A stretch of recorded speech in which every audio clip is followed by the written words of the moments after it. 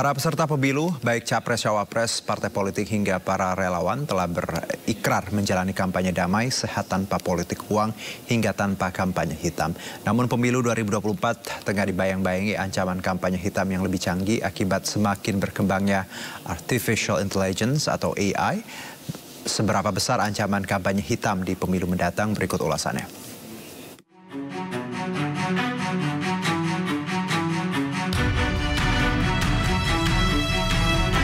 Pemirsa, masa kampanye pemilu telah dimulai. Deklarasi kampanye damai telah diikrarkan para peserta pemilu termasuk capres dan cawapres. Namun black campaign masih disebut menjadi ancaman pada pemilu kali ini, terlebih di era kemajuan teknologi seperti AI. Lalu apa kata fakta? Dalam deklarasi kampanye damai, para peserta pemilu telah berjanji sejumlah hal, mulai dari kampanye yang jujur dan adil, lalu kampanye yang berintegritas, tanpa hoax, tanpa politisasi sara hingga tanpa politik uang. Capres, cawapres hingga caleg juga telah berjanji untuk mengikuti peraturan perundangan yang berlaku.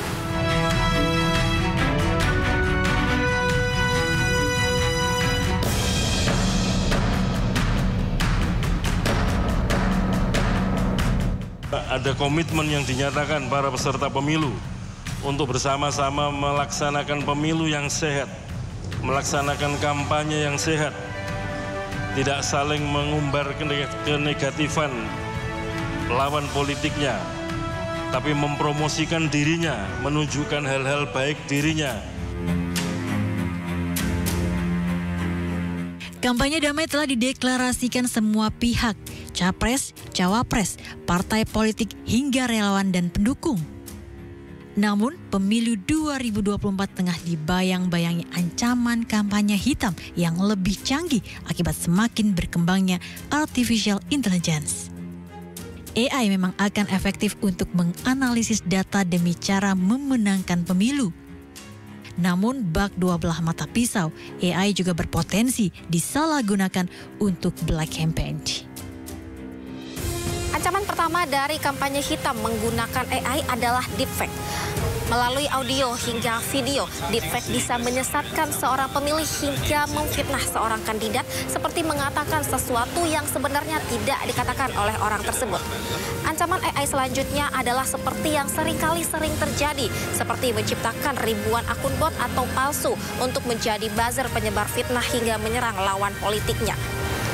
Dengan AI, tipuan akun buzzer kini makin meyakinkan dengan adanya konsep digital twin. Akun palsu kini bisa menyerupai akun orang sungguhan dengan menggunakan jejak digital yang sudah ada.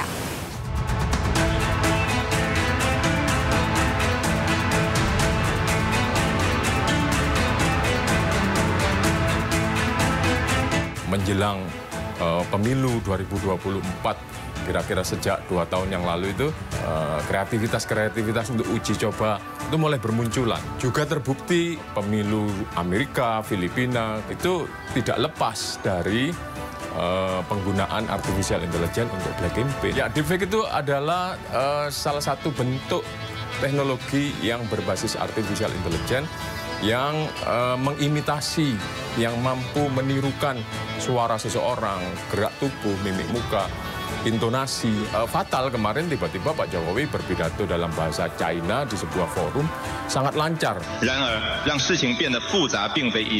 Nah itu kalau saya lihat level pembuatan dari deepfake-nya itu lebih sempurna. Itu sekutunya Barack Obama, sekutunya Joe Biden itu ngomong pakai suaranya Barack Obama yang sangat akurat. For instance, they could have me say things like, itu untuk memilih Donald Trump, padahal nggak mungkin.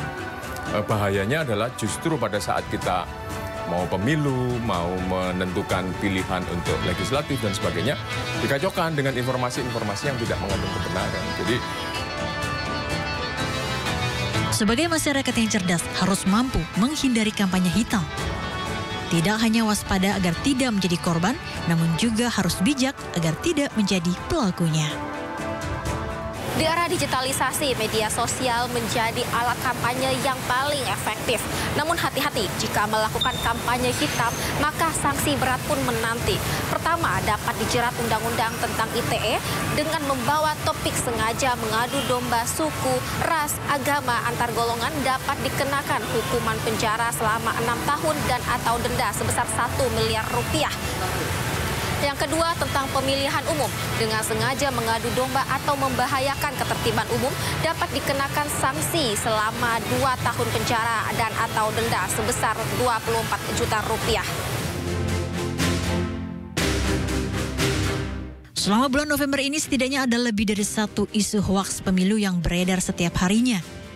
Dari bulan Juli hingga November 2023, Kemkominfo menemukan 96 isu hoaks pemilu yang tersebar di 355 konten. 290 konten telah ditutup, 65 konten lainnya masih dalam proses. Karena berbagai konten negatif, mulai dari konten mengandung hoaks hingga ujaran kebencian akibat perbedaan pilihan, sudah banyak ditemui dan tentunya mengancam persatuan kita.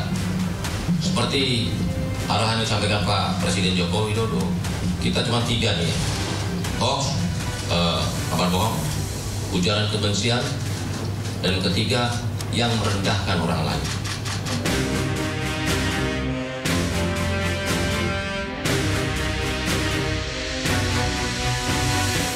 Ada banyak cara untuk menghindar dari kampanye hitam. Yang pertama, cermati reputasi media.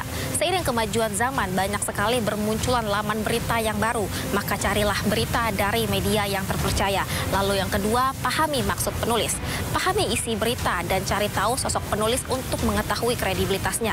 Dan yang ketiga, selidiki cerita dari versi lawan atau kompetitor. Dan yang keempat, lakukan verifikasi melalui pihak yang berwenang, melalui media kredibel hingga KPU. Dan yang kelima, jangan menyebar hoaks apabila menerima, mendengar opini negatif atau kampanye hitam.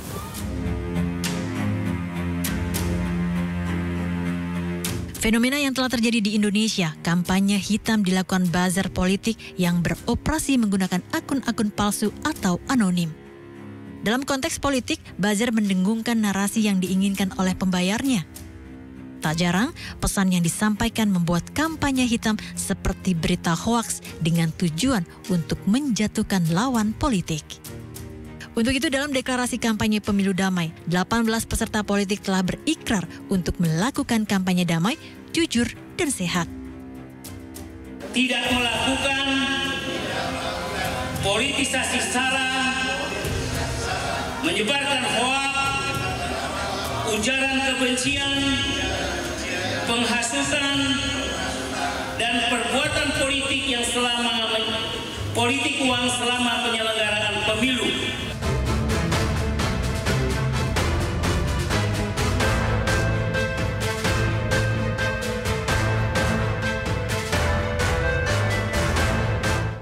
Deklarasi pemilu damai tidak boleh hanya menjadi slogan, karena faktanya tiap pemilu berlangsung selalu saja ada pihak yang melakukan kampanye hitam. Terlebih saat ini tantangannya lebih berat, yakni harus menangkal black campaign menggunakan artificial intelligence.